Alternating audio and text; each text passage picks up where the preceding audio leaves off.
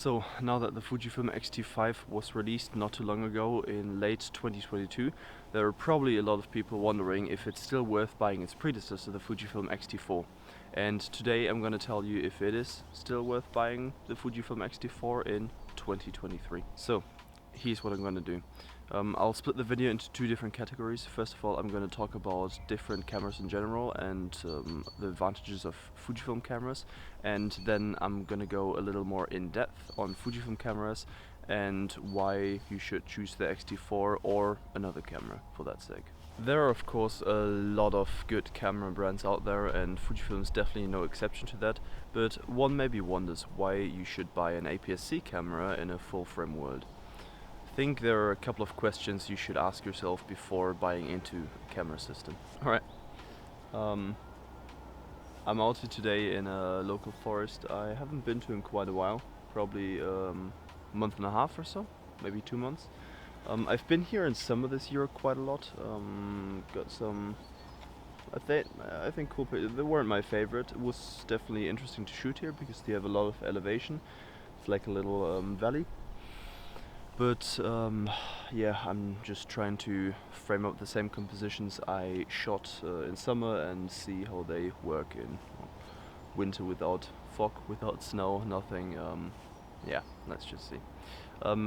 Also, I got a dead cat for my microphone, so I hope the wind noise is, or the problem with the wind noise is better now, because it is quite windy today as well. Yeah, so I'll just see when I'll get home. So, the first question you should ask yourself is, what do I want to achieve with a camera? Do you want to shoot commercial work, like weddings or fashion portraits? Because in that case, Fujifilm can be a good option, but a lot of people would rather go with full-frame cameras, because it can oftentimes provide better image quality, albeit for a higher price. Of course, that doesn't mean Fujifilm cameras are a bad option, just that a lot of people go with full-frame cameras, because they see the camera, the expensive camera, as a business expense. Or do you want to use your camera for your own sake?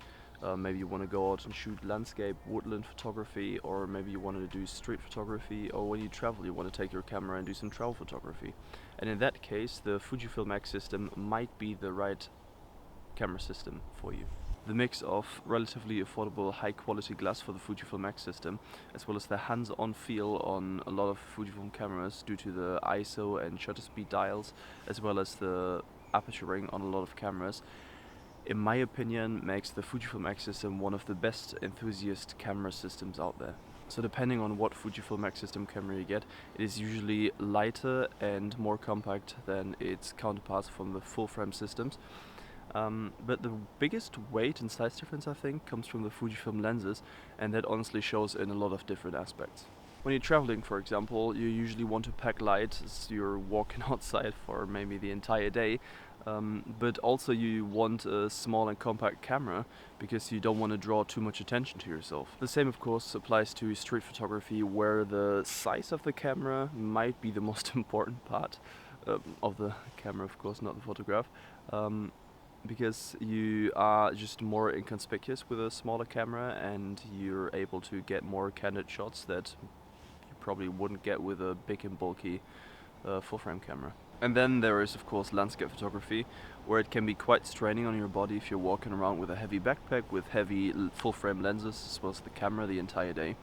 And that's usually not a problem with Fujifilm X system camera and lens, I find. Except if you carry very heavy lenses like the 200 f2 or the 100 to 400 lens. Yeah, but with all the other lenses it's usually not really a problem. And if those cases apply to you, the Fujifilm X system might be the right camera system for you. Alright, so as you can see, I lined up my first composition. This one I shot in the summer of 2022 as well. But right now it looks just kind of barren, as it's winter of course. I shot it in a 1:1 crop, and I also recaptured it in a 1:1 crop as well today. And I used this tree to the left right here as like a little anchor point, and this tree on the right, well, that's the right side anchor point, I'd say. What drew me to the image were very green, vibrant ferns right here in the foreground and also in the background. And what you can't see, there was a branch that's arching over here. It's still there, but it doesn't show in the 16:9 video format. Yeah, unfortunately I don't think this shot works, but I'll just show you the comparison between these two real quick.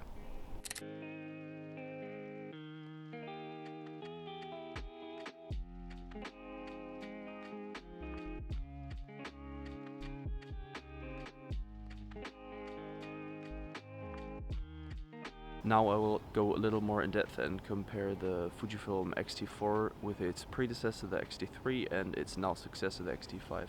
The reason I'm not going to compare it to other Fujifilm cameras is because the Fujifilm X-T line is a very specific line. It's like an all-rounder camera that still keeps the old-school film camera looks. The new Fujifilm X-H2 line, while arguably being the better all-rounder camera, doesn't have the old school dials, and it has the PASM dial, which personally and a lot of people as well are just not looking for in Fujifilm cameras. Then there's the X Pro line, of course, which is more geared towards street photography with its optical viewfinder and also its rangefinder style body. The X100 line is also geared towards street photography, also has the optical viewfinder and also has the rangefinder style body, but it tops it all off with a fixed, I think, 23mm, that's like a 35mm full frame equivalent lens, which is great, just not for landscape photography, I think. As weather sealing is quite important to my kind of photography, a camera not being weather sealed is kind of a deal breaker to me,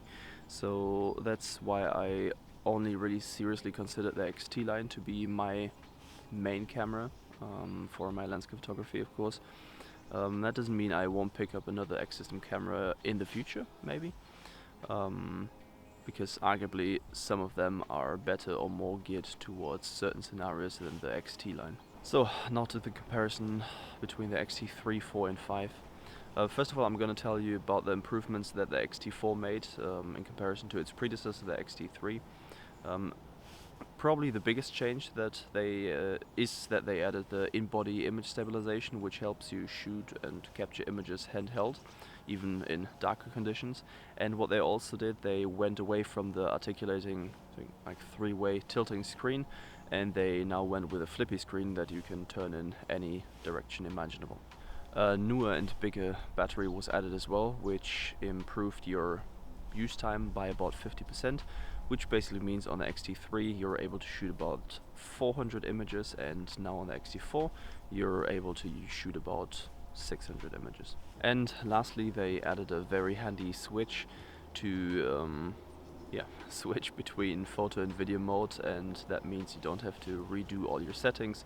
You can just flip the switch and you're in the video mode. And now to some changes that came with improvements that came with the X-T5 in comparison to the now predecessor, the X-T4.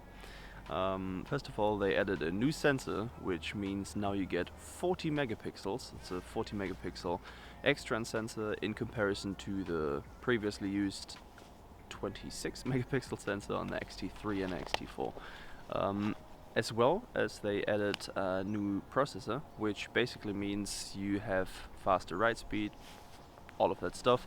It's just a faster camera, but what it also does, it improved the longevity of the battery, because it basically just works more efficiently, which means you have yet another 20%, I think 20% more efficiency out of the battery. They also improved on the in-body image stabilization on the X-T5 in comparison to the X-T4. Now you're able to do 7 stops, previously only 6.5 stops stabilization. They also added a new option to shoot high quality video. Now you can shoot 6K video in 30 FPS. Previously the highest quality option was 4K in 60 FPS on both the X-T4 and also the X-T3. They also added, or reintroduced rather, the articulating three-way articulating screen in comparison to the highly controversial flippy screen they added on the X-T4. And the last thing they added for the X-T5 is a new autofocus system, which a vastly improved autofocus system, because now you're able to track human eyes, of course, which you're able to track with the X-T3 and 4 as well, but now you're also able to track birds and like animals and also vehicles. So the price difference between the three cameras is of course not insignificant if you want to buy one of the three cameras. So I'm located in Germany, so I can only tell you about the prices here in Germany, but I think the differences in price are usually the same around the globe. So if you want to buy the X-T5, your basically only option to buy it is in a new condition, and that will set you back about 2,000 euros here in Germany. If you want to buy the X-T4, you can buy it either new or used. If you buy it new, you'll pay around 1,600 euros for it, and used, I think you can get deals around 1,200, 1,300 euros. I'll just show you a couple of examples, some screenshots. Unfortunately, I couldn't find any offers for the Fujifilm X-T3, or new offers for the Fujifilm X-T3, so I could only find offers to buy it used, and used you will pay around 900 euros for it, but of course take that number with a grain of salt, because you can't really compare used gear prices to new gear, so yeah.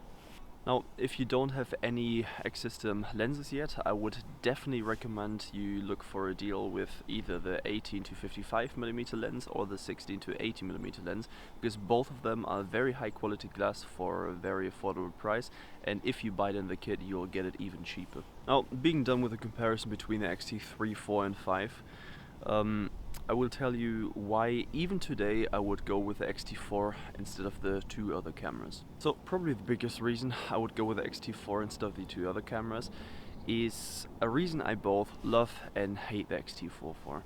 It's the flippy screen. It's probably the most controversial addition to the X-T4, coming from the X-T3 of course. And I'm not sure in which camp I am in. For one, if I am actually using the screen to set my compositions, I would rather have a three-way articulating screen that is set in the center of the camera, instead of having to like awkwardly set my composition with a screen that is set off to the left of the camera. It's just a bit unintuitive to use. On the other hand, I love the flippy screen for things like video and also street and travel photography, because first of all, video. If I'm shooting video, especially the solo content I create here on YouTube, it's way more convenient to have a flippy screen, because you can just turn it 180 and look at yourself like selfie mode, and don't have to run back and forth to, in that case, set your composition to see if you're in the middle of the frame or not. The other reason I love the flippy screen is for street and travel photography, and it's something that I haven't heard, I don't think I've heard anybody talk about it before. It's the fact that you can turn your screen to the inside, so you don't have a screen on the back of your camera. And what that does for me is, first of all, you get like a more old school film vibe when using a camera, and it gets me into like a flow state of better concentrating on what settings I have to use when shooting the image, because I won't look at the image on the screen. I will only shoot the image once and then not see it anymore. So I really appreciate the image, like in-body image stabilization on the Fujifilm X-T4, because especially when I'm out traveling, I rarely take my tripod, and I almost exclusively shoot my pictures handheld. And I realized that I can shoot about 1/10 of a second and still get sharp shots with the in-body image stabilization on the X-T4. Also, and I think lastly, I really appreciate the battery on the Fujifilm X-T4, because it can get me through an entire day of shooting with only one battery, and yeah, that's just great. That of course highly depends on whether you shoot video as well, because if I shoot video and photo, I'll probably need about 2 batteries a day, depending on how much I shoot of course, but yeah, only photo, 1 battery, 1 day. So as far as I've seen in a couple of reviews on YouTube and written reviews online, the X-T5, the 40 megapixels of the X-T5 don't seem to bring that much like insanely better image quality in comparison to the 26 megapixels of the X-T4 and 3. So it's not something I specifically long after. And I also think, honestly, the prices of all 3 cameras are actually quite reasonable, so that's also something to consider when buying it. So, to answer the question, yes, I think the Fujifilm X-T4 is definitely worth buying in 2023. As I said earlier, you really just have to ask yourself the question, what do I want out of my camera? And if you can answer that, it's very simple looking at all the positives and negatives of all the cameras that are out there, and that way it's quite easy to decide which camera you want to buy.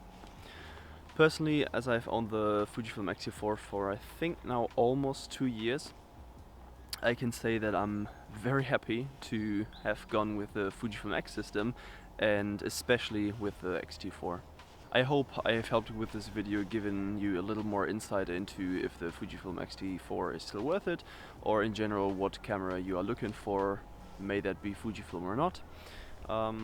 Anyway, let me know in the comments down below what camera you're using. I'm interested, or what camera you're planning to buy in the future, or the near future. Anyway, that's it from me for today. I would really appreciate it if you would give this video a thumbs up. It really helps out with the YouTube algorithm. Yeah, and if you want to see more of my videos, you can subscribe to the channel. I upload every other week. So yeah, that's it from me for today. Have a good one. Bye.